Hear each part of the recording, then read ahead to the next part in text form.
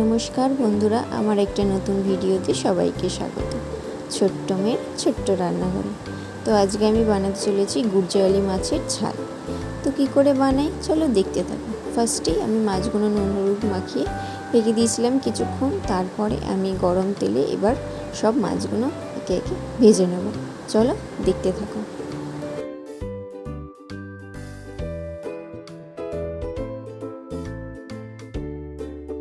তো মাছগুলো আমার সব মাছ ভাজা হয়ে গেছে। এরপরে ওই তেলের মধ্যেই আমি অনেকগুলো কাঁচা লঙ্কা, যে যেমন পরিমাণে ঝাল খাবে সেই পরিমাণে ঝাল দেবে, অনেকগুলো কাঁচা লঙ্কা দিয়ে দিয়েছি। তারপরে সর্ষে আর তিল আমি ভালো করে বেটে নিয়েছি, ওই জলটাও আমি এবার দিয়ে দিলাম সর্ষে তিলের। এবার এটি একটু ভালো করে ফুটবে। তো তারপরে আমি এরপরে দিয়ে দেবো হচ্ছে হলুদ আর পরিমাণ মতন নুন দিয়ে আমি ভালো করে ফুটিয়ে নেব। একটু ফুটে গেলে তারপরে আমি এরপরে যে মাছগুলো ভেজে রেখেছিলাম, এবার আমি মাছগুলো একে একে সব দিয়ে ভালো করে ফুটিয়ে নেব।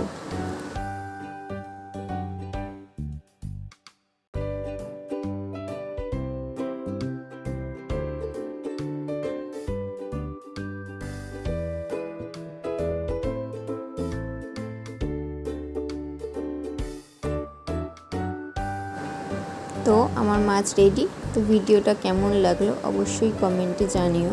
ভালো লাগলে like comment share and subscribe করতে ভুলো না। নেক্সট কোনো রেসিপি নিয়ে তোমাদের সাথে আবার দেখা হচ্ছে। টাটা।